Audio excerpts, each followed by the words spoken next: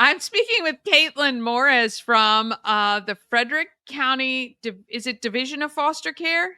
Well, so Department of Social Services, but specifically our foster care program, yes. There we go. There we go. Just finishing up or wrapping up foster care month, which is exciting. Yes. And I believe, I've talked with you guys over the years. I do believe it's something that maybe people just don't think about all the time. But tell me a little bit about our Frederick County foster care program and how many kids you serve and the need for new families to step up. Yeah, absolutely. So right now we have 42 children currently in our care in Frederick County. And when we say this, we are meaning local children. So our Mm. program is to support our local families. So all 42 children reside in Frederick County and have entered our care from being within our community. But right now we have it kind of broken down. I quickly pulled the stats. It can change in a blink of an eye. The need can arise whenever. But currently, as we speak right now, 42 children, like I mentioned. That breaks down to about 18 female and 24 male children that we're currently supporting. And our age range goes from 0 all the way up to 21, which I think is another common misconception that people think 18 is the legal age and then we're completely done. But we are able to support our older youth who are aging up to 18 and older to give them some of Yeah. that additional independent living skills, 18 to 21. So we do Yeah, they have a still need great. they still need the support and need some assistance. So if a family were interested in becoming fosters, like what does that process look like? How does it start and what do they need to do? Yeah, absolutely. So anyone who is interested, they can get in contact with us. So the best way is really first to get that initial contact. Because after they've connected with me via email or scheduling a phone call, I then invite any family who's considering to start the process by coming to one of our information sessions. We Hmm. host these virtually. It's always the first Wednesday of the month from 6 to 7:30. This is a quick orientation, kind of what is our program, what is the current need, and really introduce the process. So that first step that kickstarts any inquiry is coming to one of those virtual info sessions.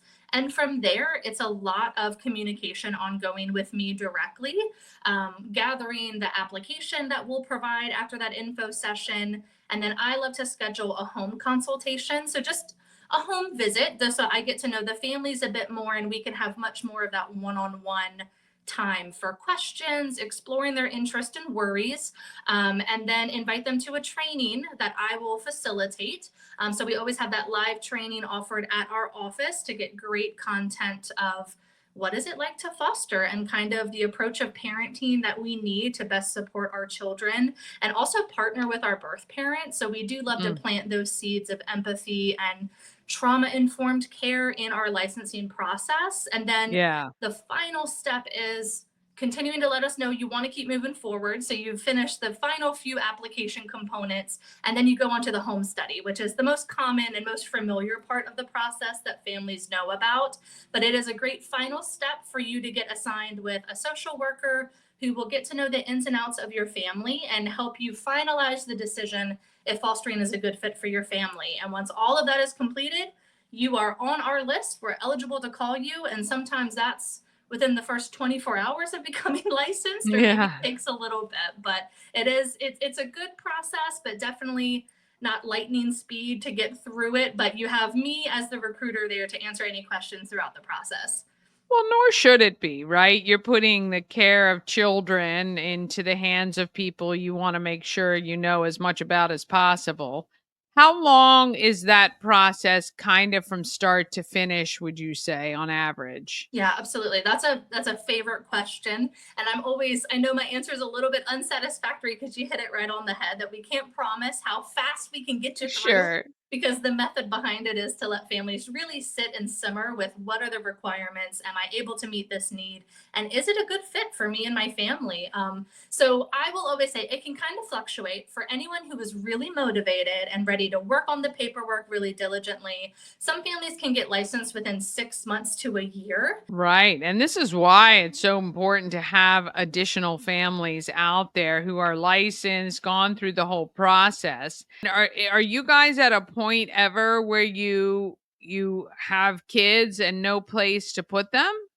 Unfortunately, yes, sometimes we are met with that, because as we know, every family is going to come with their different strengths and maybe Mm, areas where they're like, that's beyond my capacity, right? So we right. want to make sure that it is comfortable and successful for our children, because another trauma we want to have control over is once a child enters care, we really want to reduce any need to keep changing homes and moving and Right. bouncing around, right? So Yeah. research shows it's all out there that the longer children are in care and the more often they have to change home settings, the longer they stay in the system. So we absolutely Yeah. do not want that for any of our children. So when children do come in and we get the needs known about what characteristics, what will the child might need in a home setting, we call our family. Our hope is we will have families who can say yes, but sometimes we don't. And thankfully, Maryland, we always kind of joke, are like sister counties. There's a lot of communication going on, because if it's not one of our local families, we're reaching out to our surrounding counties and just across Maryland as a whole to make sure that if it absolutely cannot be maintained as a placement setting in Frederick County, can we get a nearby county or can we at least maintain the children in Maryland? Because, right, with our goal being reunification, we need access to have our children close to their Right. parents who are hopefully working on being reunified. So the ultimate goal is that the birth parent is able to help themselves in the way they need to so that they can be reunified with their children. How Yes. long have you been doing this? So this is coming up on my third year in this role. I Okay. have been with the department for 8 years. So I always say I've loved, curiosity keeps the career alive, right? Yeah. So getting to work with our families, I have worked in child protective services and our family preservation. So what we call in-home services, meaning that the children are in home with their family and we're doing our Right. best to prevent the need for children to come into care. My passion is definitely to make sure that we have advocates for our birth parents while they're going through this process. So I've loved Mm, having 8 years of a career so far with the Frederick County DSS to know they're going to have an advocate that they don't know. They're not knowing what the conversations are like. But a big fear for our birth parents is they're having families stepping in who want to adopt their child, right? Want to keep them.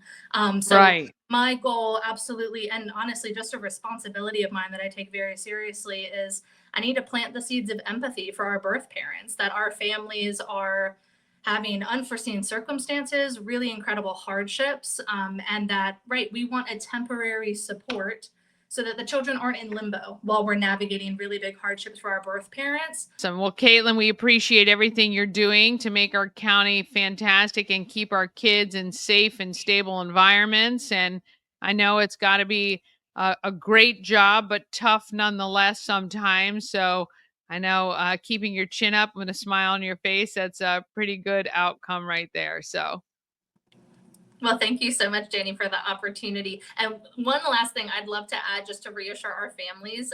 If they want to start the process, I never say you're never pressured to finish it. So coming to an info session, even all the way of coming up to the training, if families need to take more time, they want to kind of pull back after they started, they absolutely can. So I love just to also highlight that there's no pressure.